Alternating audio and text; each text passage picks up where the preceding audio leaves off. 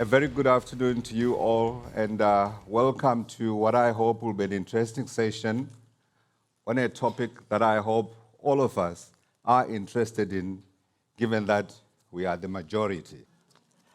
I think it was the US founding father, was it Benjamin Franklin, who said there's nothing certain in life except death and taxes. Perhaps he must be turning in his grave today, because according to figures from Professor Zuckman, who is going to be joining us for this debate, there are some people who are not paying taxes, before we begin talking about paying fair taxes. So in the next session, we are hoping that we will be able to construct a dialogue as well as build strategies that enable us to ensure that those who are not paying their fair share of taxes are able to pay. So when I was thinking about this, I thought about it and I said, if you think about it deeply, really, the conundrum we have is this. Those that are able to pay taxes are not paying their taxes proportionally. And those that are unable to pay the taxes are paying more than their fair share proportionally. So how can this be right? And hence this session, which I have to say, I am proud to say, has been driven by the African continent. A colleague of mine told me this conversation started with former President Thabo Mbeki, 2015, putting together a paper that showed more than $50 billion was leaving African shores every single year through formal channels. We're not talking about the money that couldn't be counted, we're talking about money that could be counted. And yet, that money ought to have been staying on the continent to help develop the continent. And so the Africans have pushed this, and happy to say they have found friends along the way, and here we are. This is part and parcel of the conversation of the G20, and hopefully we will arrive at that place. Let me begin, first of all, by introducing our keynote speaker, who has put a lot of thought into the process that we're talking about today. Let me invite Professor Gabriel Zuckman. He is a professor of economics, Paris School of Economics, and UC Berkeley director, as well as the EU Tax Observatory. He joins us on video to give us his views. Professor? It's such a pleasure to be with you virtually today. So I'm Gabriel Zuckman, director of the EU Tax Observatory. And the starting point of my remark is that progressive taxation is a key pillar of democratic societies. A progressive tax system strengthens social cohesion, it strengthens trust in government, and it is critical to fund the public goods and services like education, healthcare, that are the key engine of economic growth. Now, the problem is clear. Thanks to recent research that was conducted over the last few years, there is now clear evidence that the super rich pay much less tax relative to the rest of the population. In other words, our tax systems, instead of being progressive, are sharply regressive to the top of the income distribution. And that failure stems from the failure of the income tax, which supposedly is the pillar of tax progressivity, to effectively tax ultra-high net worth individuals. Why is that a problem? It's a problem because it deprives governments of hundreds of billions in tax revenue. It's a problem because it contributes to concentrating the gains of globalization into just a few hands. And so ultimately, this regressivity undermines the social sustainability of global economic integration. So my message today is very clear, it's very simple. We need a new global agenda to tax the super rich. We've made some progress over the last decade to strengthen the taxation of multinational companies. Now the time has come to work together to address the great challenge of our time, which is how to make the taxation of ultra-high net worth individuals more effective.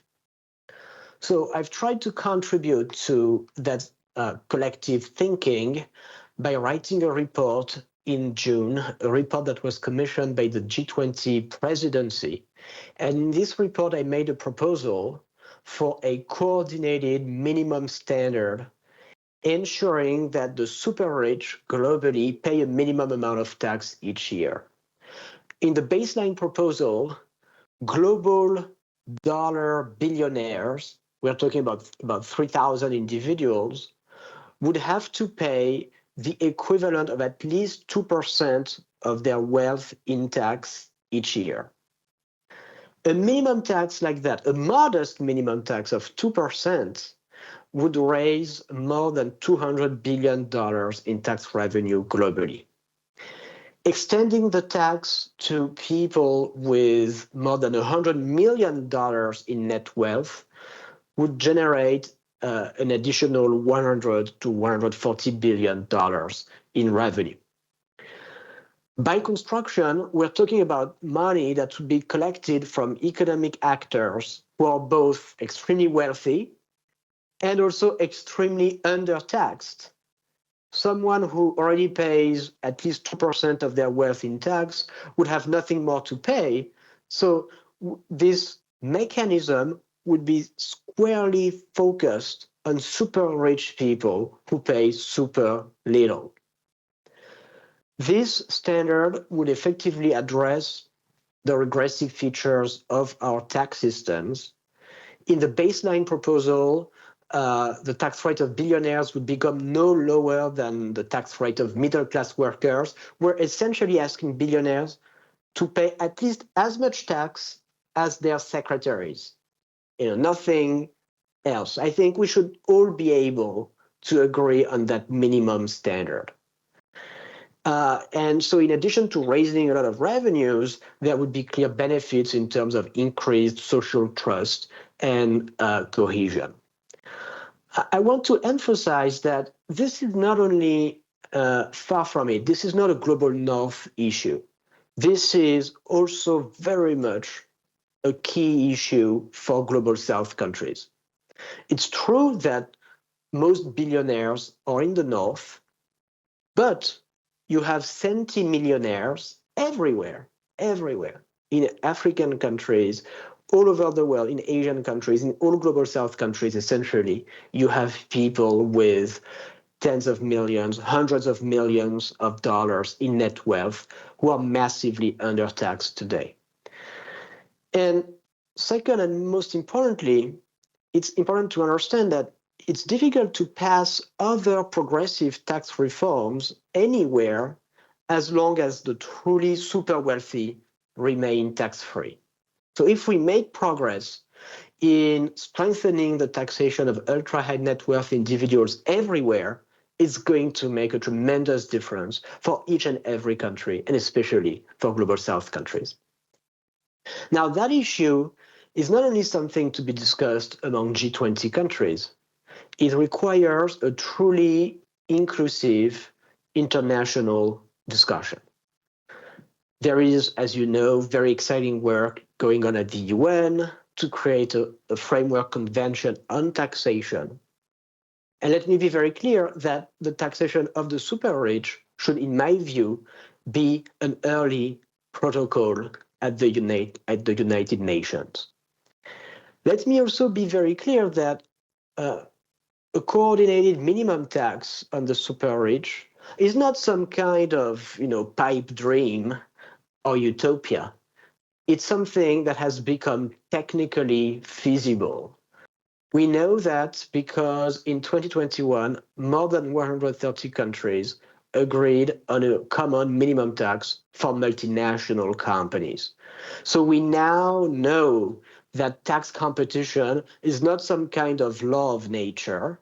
Tax competition is a policy choice, and we can make other choices. We can choose coordination instead of competition. We can build on those past approaches. We can build on past successes to create today a common standard for the taxation of the super rich. Now, of course, there are technical difficulties, and I'm happy to talk a little bit about that. But let me stress at the outset that those technical difficulties are well understood, and it's also well understood that they have solutions. So for instance, how do you value wealth? Well, for the super rich, most of their wealth is shares in companies, essentially shares in companies that are traded on the stock market, so for which you have readily available market values. How to maximize compliance, how to minimize tax evasion. Well, 15 years ago, there was a complete bank secrecy in offshore tax havens. Today, the situation is really quite different. Since 2018, there is an automatic exchange of bank information between more than 100 countries. It's still imperfect, but it's a major departure from the situation of secrecy that prevailed a decade ago. We can build on those successes to do even better, to create even more transparency. For instance, we could ask multinational companies to identify their beneficial owners in their country-by-country reports and to send the information to the relevant tax authorities, just like they currently do for their country-by-country profits and sales, and so on. And last thing, the most important difficulty in all of these discussions is always, okay, well, how do we do in practice to tax the super rich if some countries refuse to join such an agreement? And the answer is this: you need to have rules to incentivize participation, meaning some countries have to play the role of tax collector of last resort. If billionaires are not taxed in their residence country, then other countries have to step in and say, we will tax you. That's exactly how it works for multinational companies. And we could apply that logic to the super rich as well. So we are at the beginning of this agenda. We need a truly inclusive, democratic, well-informed debate. And I really thank you for the opportunity to share my thoughts with you today. Thank you so much.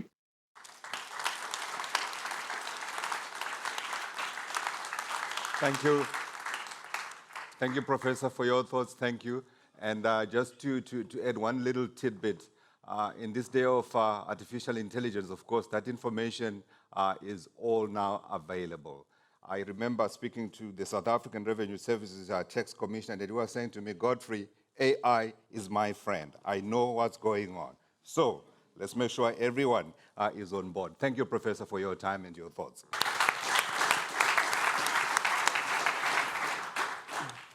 Thank you all for making time. It is late in the day, right?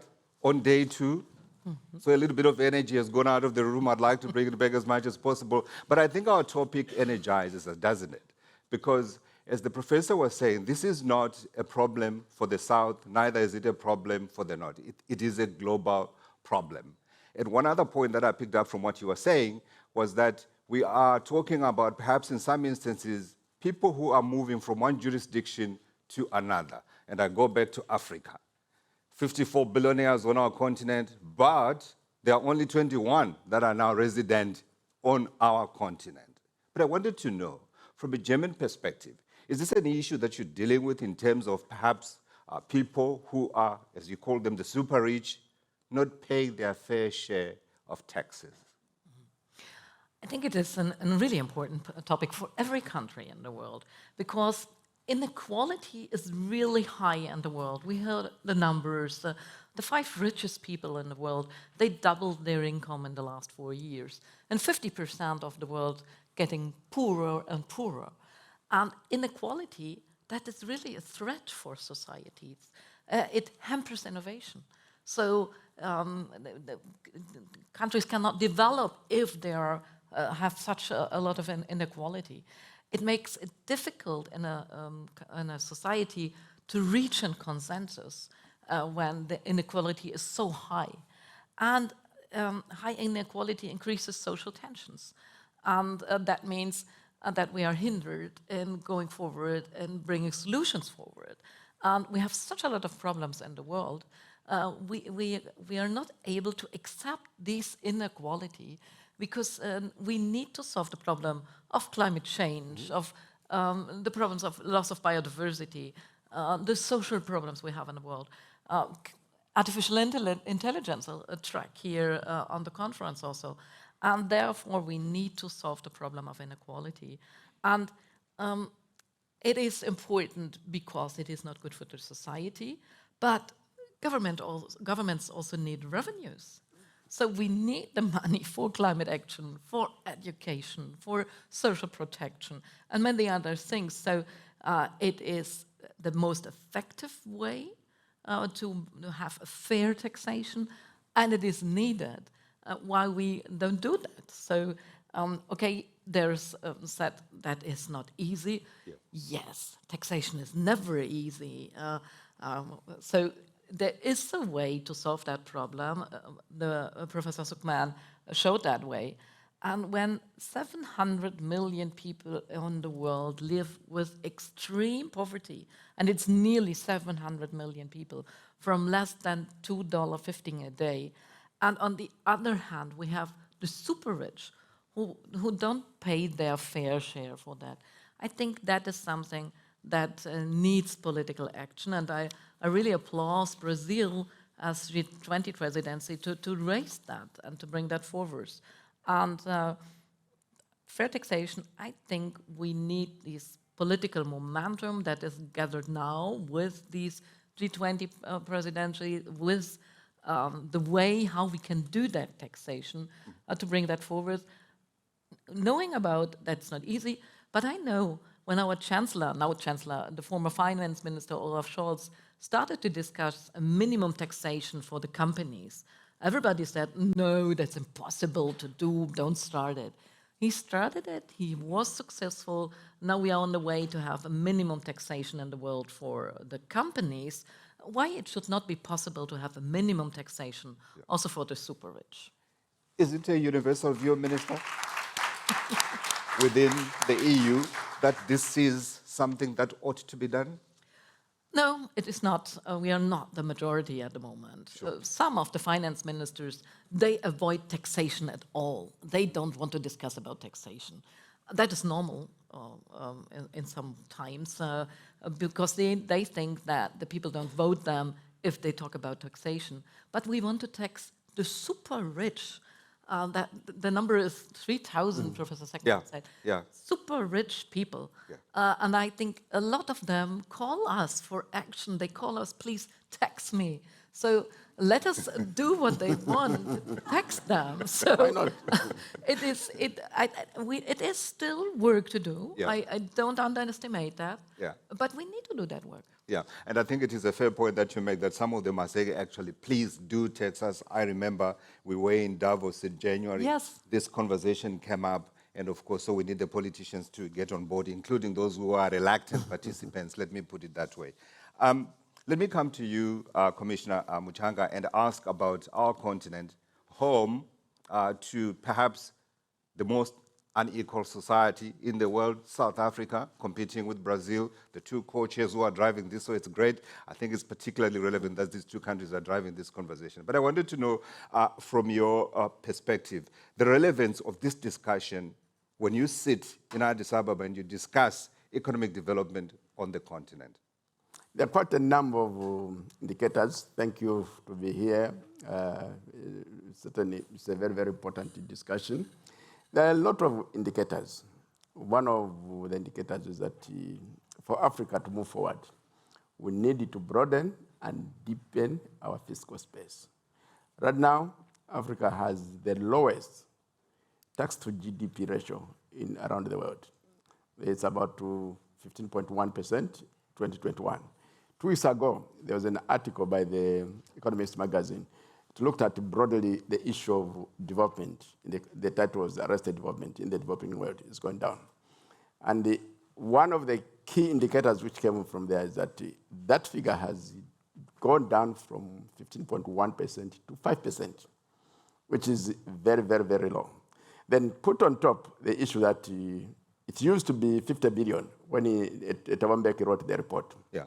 It's now $100 billion going out of the continent annually. Sure. And against that background, we're going to see an increase in the amount of millionaires across Africa. They're saying in a decade, the increase is going to be about 65%. So all these are indicators that we need really to work very hard to improve tax administration so that we are able to impose fair taxes on everybody and be able to finance the activities of the governments and even the African continent. Because I think all of you are aware, there are discussions in the developed countries. ODA, Official Development Assistance, is going to decline in real terms back to the issue of enhancing domestic capacities to finance yourselves. Yeah. So it's very, very relevant. And as a result of that, we at the African Union are taking steps to come up with we already have one, a tax strategy on improving the capacities of tax administrations across Africa to collect revenue, and also come up with accounting mechanisms which are going to plug the illicit financial flows. And they are enabled by both Africans and people from outside Africa. Okay, thank you. I want to ask you the same question that I asked the minister. Does Africa speak with one voice on the issue of ensuring that we equitably tax the high net worth individuals? I think it will be demonstrated, because when the discussions came, the African group led by Nigeria advocated for a framework convention on international tax cooperation. There was a vote in the United Nations, and the vote went in the right direction. And even the countries like Norway, who are promoting inclusivity, decided to vote for that. Then there was a discussion on the terms of reference for the negotiations towards the framework convention. Again, the African group was very, very active and very united in pushing for that. And right now, we are waiting for the General Assembly to approve the terms of reference, and we'll go to the next stage, which are the actual negotiations between 2025 and 2027. And again, Africa is going to speak with one united voice. Sure. Thank you. That is an important message. Marcel, let me come to you as an independent voice in this whole discussion. Perhaps before I ask about how you perceive some of the discussions to have gone, just your view in terms of the, I'm going to say, correctness of this request, which I think is being done very politely if you think about the fact that Professor Zuckman is talking about 2%, and yet I think for the majority of our people, we're talking 20, 30, 40% tax that is taken every single year. Yeah, the appropriateness, I think, also came out very clearly, but Gabriel Zuckman said, why do we do this? It's not, and I think that's very important in the discussion, it's not to punish people who are rich. It's really about society has tasks to fulfill, to have a good education system, health system, infrastructure, and so on. And to say taxation, so you can disagree about fairness, right? What's a fair distribution? Yeah. But a tax system should also ask what's actually beneficial for society overall. So it's about creating win-win situations. And too often in the discussion about taxation, we have this zero-sum thinking. If I give you something to you, I will have less, right? And taxation system is actually about making the pie bigger for everyone. And the system of taxation in many countries, including in advanced countries, is in a way that it taxes wealth very little and taxes income very much. And a tax system that has a lower rate, lower taxation for labor, for working, actually could get a lot more people into work, create more economic growth, more employment, more innovation, more wealth overall, while if you tax, especially if you tax immobile or unproductive wealth, actually you have a clear win-win. So the world is not zero-sum. Yeah. And a taxation should really focus on generating wealth for society overall. We can make that point globally, but also for each society. And so just completely apart from this debate about is it fair or not, we have tax systems that are detrimental to economic growth, to development, be it for the global north, for the advanced countries, be it for the global south. Yeah, thank you. Thank you. So let me come to you, Minister. You are in the position where you make policy. But I think more importantly, you are also in the position where you are able to work with others around the world. I'm reminded of when I was a young man, and you go and you try to catch mice. Now, what happens is, if you dig this hole here, it will come out through that other hole there. And if you plug that one and you don't know that it's got another one, it will come out through the other one. How do we effectively make sure that this is a global solution? I think for such a discussion, you need a political momentum. And We have it. Yeah, and that is created by Brazil, because Brazil make this taxation of the super rich, make that to one of the main topics of their presidency, of their G20 presidency. And at the same time, we have strong voices from the global south, from the African continent, that they want to have a fair taxation, and that they want to have a say in the international tax system. So that is a momentum where we can create more, more backing for the discussion about taxation. That is nothing that goes from one day to the other, but with these race of voices, I think we have the right momentum. And just to underline what Commissioner Mushanga said, there are a lot of countries who lack the human, the technical, the financial resources that are needed for effective participation in these relevant organizations that take the decision about taxation. And to improve that, to give them a voice, that is really important. And no one can say that he has not heard about that. And in such a situation, policymakers need to overcome these anti-reform forces. And there are forces that say, no, we don't need changes, everything is fine. But that is not true. I was actually going to ask what their reasoning is in opposing what appears on the surface to be something that is right. Yeah, but I think the momentum is there because of the pressure of the G20 presidency, because of the pressure from the African continent, because of the pressure of the budget. There is no country that has no budget restraints. Germany has not enough money. We have budget cuts now. And why we should not discuss about the super rich? It's not about taxation from everybody. It's taxing the super rich who pay not enough.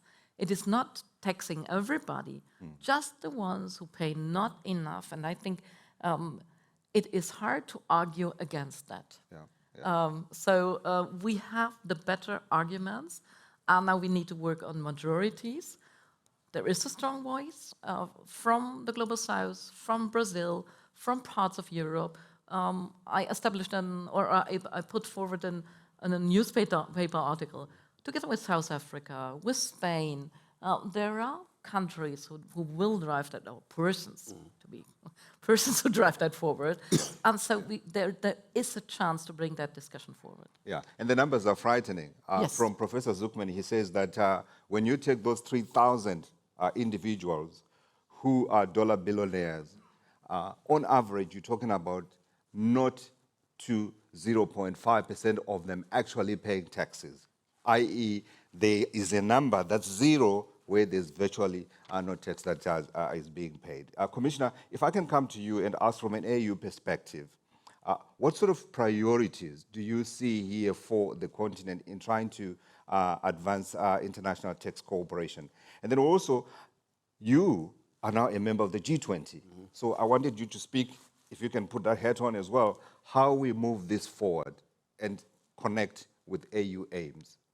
The priority is to generate momentum towards a legal framework, which is the Framework Convention on International Tax Cooperation.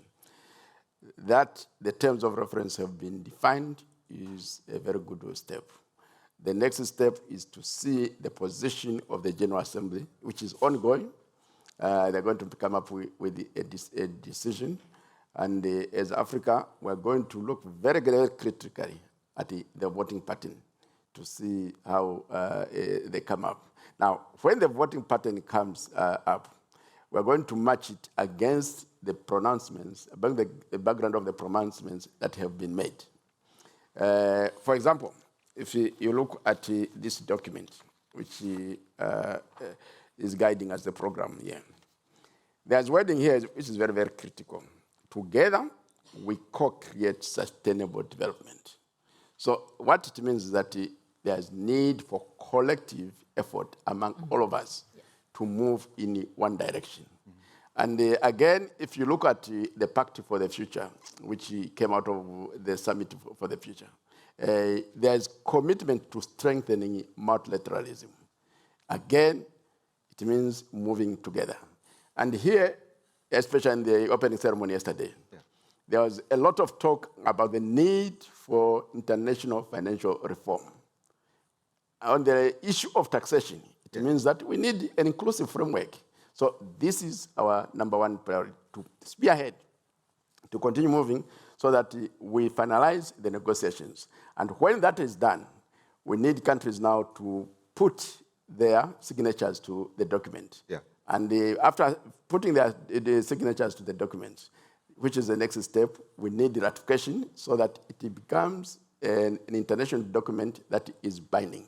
Now, when we opened the discussion, you indicated that it's like trying to run after a rat. Yeah. So the issue of tax havens is really creating a problem. Yeah. Every year there's a report, the Africa Wealth Report. The current one says in the last decade, 2013 to 2023, about 18,700 wealthy Africans left the African continent, Sure. together with their wealth. So if we eliminate tax competition through a framework convention, then the issue of moving together as the global community really becomes something effective. Absolutely. Absolutely. And I'm reminded, because I read somewhere, that maybe we can also impose an exit tax. So as you are signing out, you also leave us a little bit of what you generated inside our jurisdiction. But Marcelo, I want to bring you into this conversation. And I wondered, from your perspective, whether there are places that we could learn from around the world in terms of perhaps exercising a fair tax system. I'm particularly keen on this one because I'm based in Johannesburg. And each time when budget time comes around, there's a newspaper that always writes and says, oh, you begin to look at the rich, they are going to go take their money away from South Africa. And this is a problem of the global South. Do we have places where there are examples where we could learn from so that the alarmists can be kept quiet? It's hard. It's hard to find examples. And to me, the Nordic countries in Europe are good examples because they have a lot of transparency about wealth and why wealth is taxed.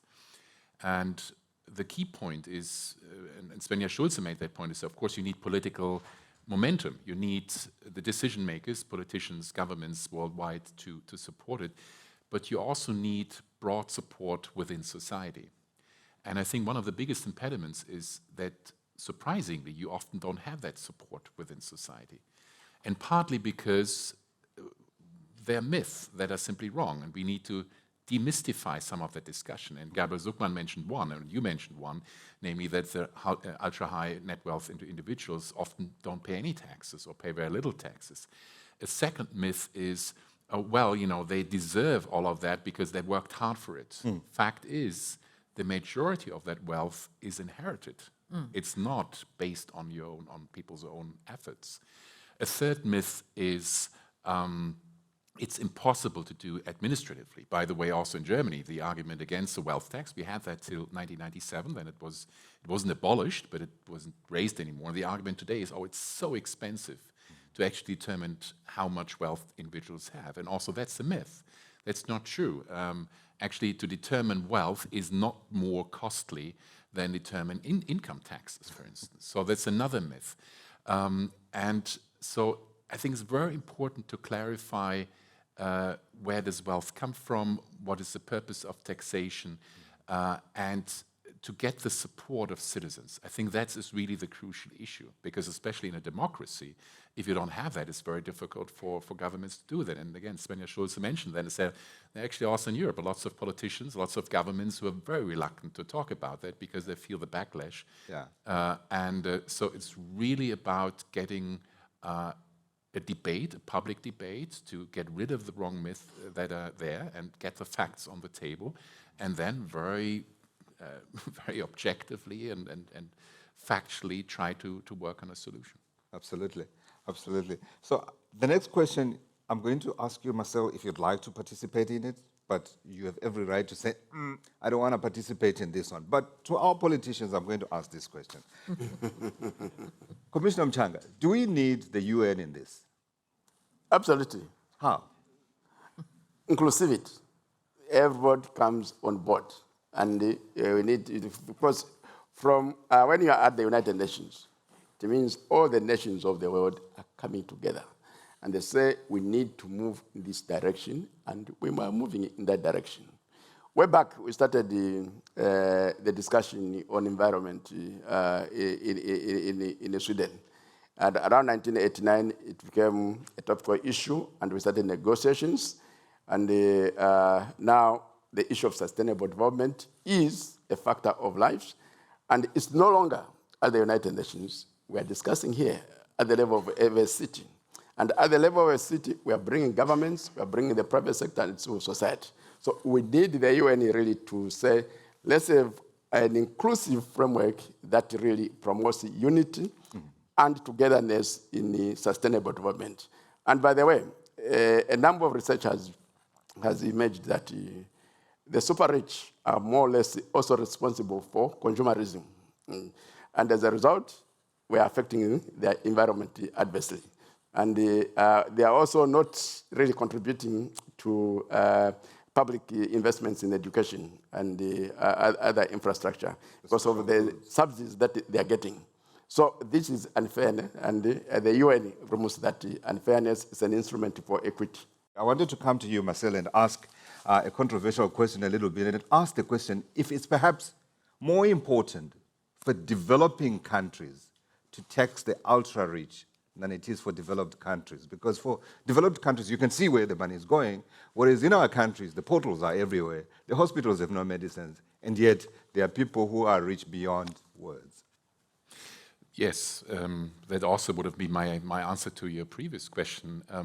On the UN? On the UN, yeah. Right? I mean, we talked about this minimum taxation of multinationals, 15%, which is a very important step in the right direction. It's only 120 countries yet who have joined that. But the tax base for most of the countries in the Global South is a lot smaller. And the need for development, for infrastructure, health system, education is a lot bigger. So the tax base needs to become broader.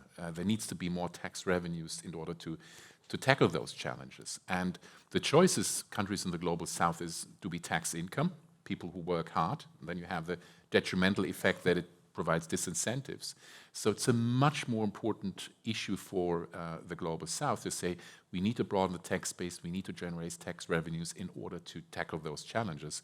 So yes, the short answer is absolutely for the Global South. It's even more important than for the Global North. Very quickly, Minister, I'd like to take it. When you ask for a vision, I think it is... And can I also ask you to give your closing remarks as well? Yeah, As you go? thank you. Yes. And I think it is really important to make it happen that we have a taxation of the super rich. Because just imagine 3,000 billionaires, Professor Zuckman said, 3,000 billionaires, they all pay 2%. All taxpayers here pay more, but they pay 2%. What that means for the revenues. We have budget restrictions all over the world, and we have needs for budgets.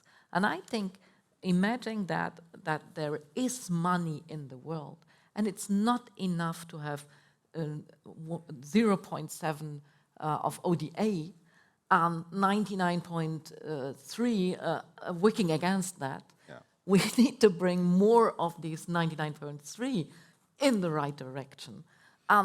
Taxing to super rich is just one step, but it will help. Thank you very much. Myself, very quickly. Maybe just one quick point on the sustainability. The big dilemma we have today is that the people most affected by climate change are people with a low income. Yeah. They're also the least capable of dealing with it. The third element is that those able to finance the necessary investment are the ultra-rich, and that's a dilemma. And so also from that perspective, we need to mobilize wealth in order to generate the investment needed to achieve the climate goals. Commissioner, the final say. Thank you very much. I think the professor is here. Studies have shown that for most of the super rich, or let me say all of them, the wealth that they have is far enough for them to have minimum standards of living for themselves, their current generations, and future generations. So it's going to be lying idle without being put to productive use. So in terms of approach to humanity, there's no need to sustain inequality around the world. So the super rich must be willing to really have a minimum contribution by taxing their wealth. And in the world of sustainability, the reality facing us is that we have two choices. We either swim together or sink together. And if we have to swim together, everybody must sacrifice. And the super rich, this is the moment for them to contribute. Thank you. Thank you very much. Thank you very much. There is no need for inequality. There is no need. Very well put. Very well put. There's no need to sustain inequality. Yes. I like it. There's no need to sustain inequality. Please help me to thank our panelists, our Minister, Commissioner, Professor. Thank you very much. And thank you to all of you for participating. Thank you for your time.